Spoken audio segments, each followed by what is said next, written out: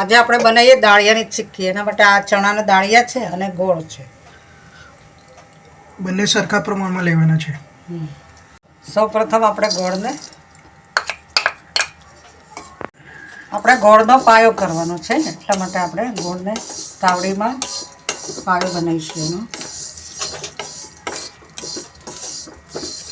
પહેલાં fast gas રાખીશું, પછી ધીમો ગેસ.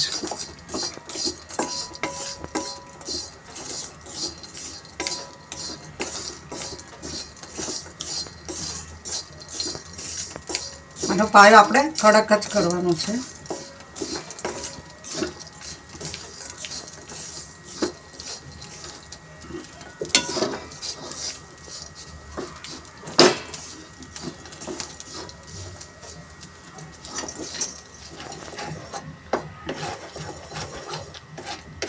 ગોળને કન્ટિન્યુ વઘારતા રહેવાનું છે.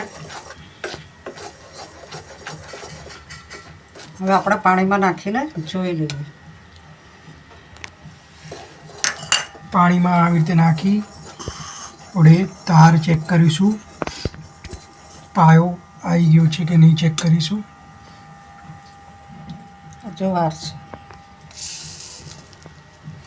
હજુ આપણે ગરમ કરવો પડશે ગોળને.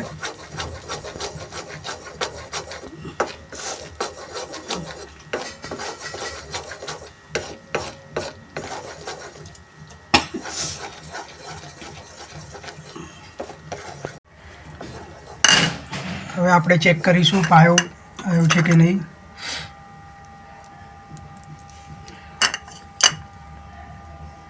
થઈ ગયું છે. 2 કટકા થાય ને આ થયો 2 કટકા.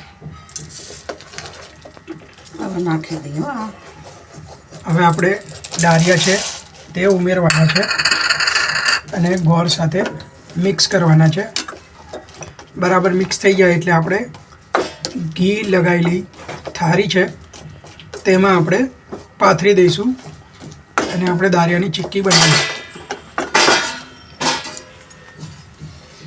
આ ગરમ ગરમ હોય તેવું તરત જ આપણે આવી રીતે ઘીવાળી થાળીમાં ટ્રાન્સફર કરવાનું છે અને તરત જ બધું ફેલાઈ દેવાનું છે. ચીક્કીને સ્પ્રેડ કરવાની છે થાળીમાં. બધું મટીરિયલ બરાબર દબાઈ દેવાનું છે.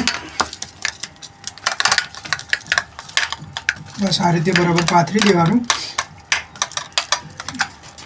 અને જેવા ચોસલા પડવા હોય એવા ચોસલા પાડી દેવાના. આખું રાખવું હોય તો આખો રોટલો પણ રાખી શકાય. બરાબર પ્રેસ કરી અને આવી રીતે આપણે ફેલાવી દઈશું આખી ડીશમાં. પછી ઠંડી પડે એટલે આપણે એના પીસ કરીશું.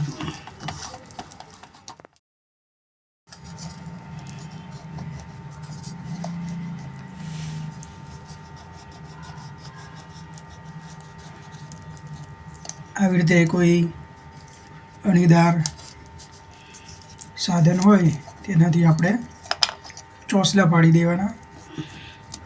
ગરમ હોય ત્યારે જ આવી રીતે ચોસલા પાડવાના છે. આપણી દાળિયાની ચીક્કી તૈયાર.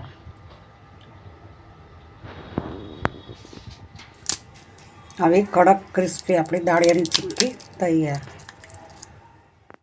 જો તમને અમારી રેસીપી ગમી હોય તો અમારી channel the Bhavsar kitchen and આયુર્વેદાને સબસ્ક્રાઈબ કરો, અમારા વિડીયોને લાઈક કરો, કોમેન્ટ કરો અને શેર કરો. Thank you.